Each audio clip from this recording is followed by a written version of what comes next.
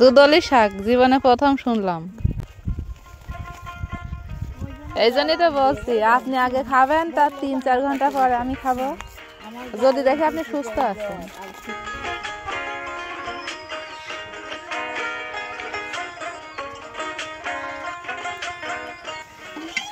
ওরে বাবা, খাইন তো একবারে নরম।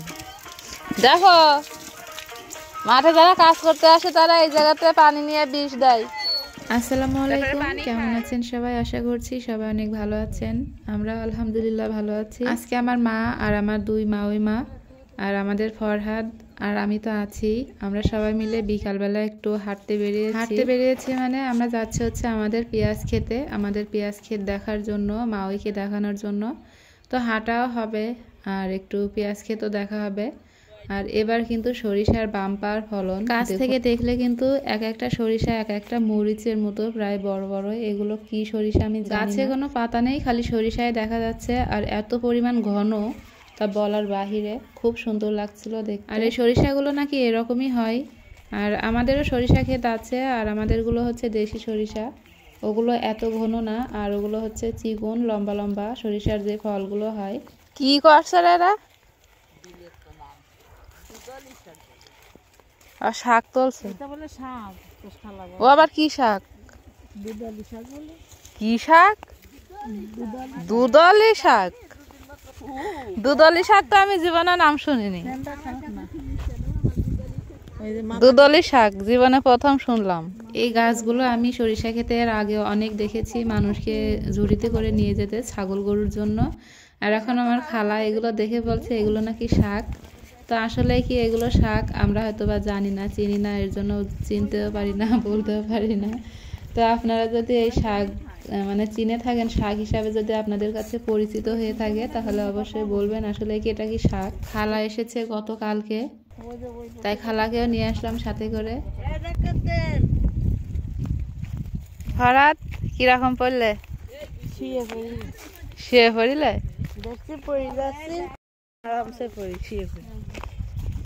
আরে তো পরে পাগল হয়ে যাবেন। এটা তো জীবনে মানুষের দেখলাম না যে। নিয়ে যান। দেখো 1 গ্রাম তেল, ছোট মাছ দিয়ে না, সত্যি যদি এটা শাক হয় তাহলে নিয়ে যান। আমি নিয়ে যাবো, তোরাই জানবি। এখানে থাক, যাওয়ার সময় তুলবা না। দুদলি শাক।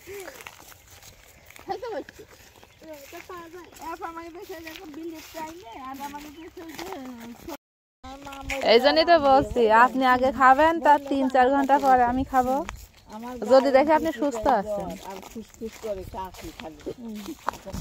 কম খাইছো? আর পা ফুটে রক্ত বেরোয় যাচ্ছে।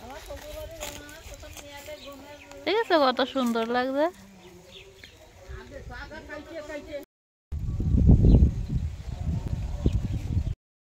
ভুট্টা ক্ষেত।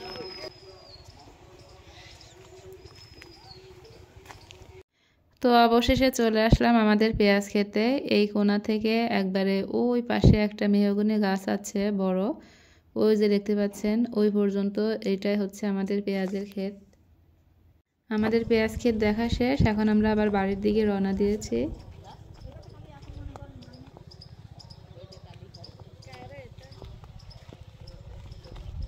কালি ভাঙলি তারপরে পেঁয়াজ বড় হবে।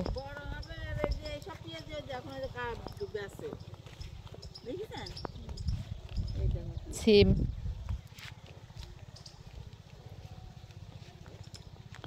সিমে তো বাম্পার ফলন।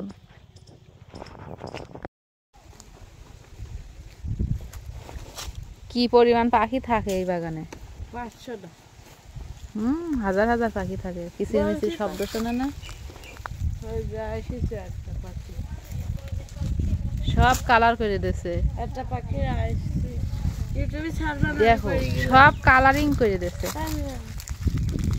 কত পাখি এই জায়গা থাকে। ছাড়বো মানে 100 বার ছাড়বো। এই মেহগনি বাগানে হাজার হাজার পাখি থাকে। প্রতিদিন সন্ধ্যাবেলা পাখি কিচিরমিচির শব্দ শোনা যায়, আর সবগুলো হচ্ছে শালিক পাখি। তো গাছের পাতা লতা দেখলেই তো বুঝতে পারছেন যে কি পরিমাণ পাখি থাকে। সব একেবারে পটি করে সাদা করে ফেলেছে। আর এই ফাঁকা মাঠের ভিতরে একরকম বিল বললেই চলে। তো এই ফাঁকা বিলের ভিতরে দেখতে পাচ্ছেন একটা টিউবওয়েল। আর এই টিউবওয়েলটা হচ্ছে কৃষকদের জন্য। ওনারা মাঠে আসে, এত দূরে আসে, পানির পিপাসা লাগলে এখান থেকে পানি খায়। আর এখান থেকে পানি নিয়ে তারপরে যে বিষ স্প্রে করে, তো স্প্রে করার জন্য এখান থেকে পানি নেয়। ফাইনটা একবারে নরম। দেখো মাঠে যারা কাজ করতে আসে তারা এই জায়গাতে পানি নিয়ে বিষ দেয়, তারপরে পানি খায়।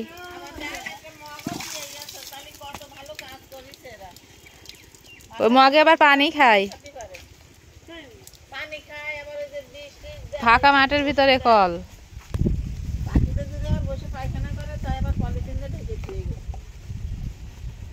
বুদ্ধি আছে। তো আমার হাতে যে শাকগুলো দেখতে পাচ্ছেন এইগুলোকে আপনাদের অঞ্চলে কে কি নামে চেনে অবশ্যই বলবেন। আর এই শাকগুলো ভুট্টা ক্ষেতের ভিতরে হয়েছে অনেক, তো সেখান থেকে আমি আবার কয়েকটা উঠালাম আপনাদেরকে দেখানোর জন্য। আর এই যে দেখুন রাস্তার পাশে ঘাসের ভিতরে অযত্নে কত সুন্দর একটা ফুল গাছ। তো ভাবছি এই ফুল গাছটা আমি কিছুদিন পরে এসে নিয়ে যাব। আর ওটা কিন্তু বেলি ফুলের গাছ। তো বেলি ফুলে তো জানেন সবাই যে অনেক সুগন্ধি ওই ফুলটাতে। আর ছোট ছোট সাদা সাদা ফুল নার্সারিতে কিনতে গেলে কিন্তু অনেক দাম, অনেক মূল্যবান একটা ফুল। তো যেটা অযত্নে অবহেলায় এই বিলের ভিতরে রাস্তার পাশে মেঠো পথের পাশে হয়ে আছে।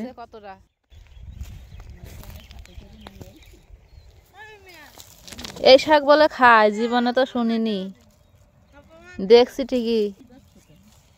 দেখি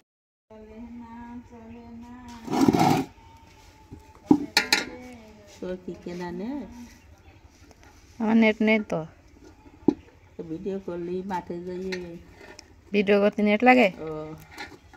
ভিডিও তো এমনিই করা যায়। পাগল টাগল হয়ে গেলি কিন্তু।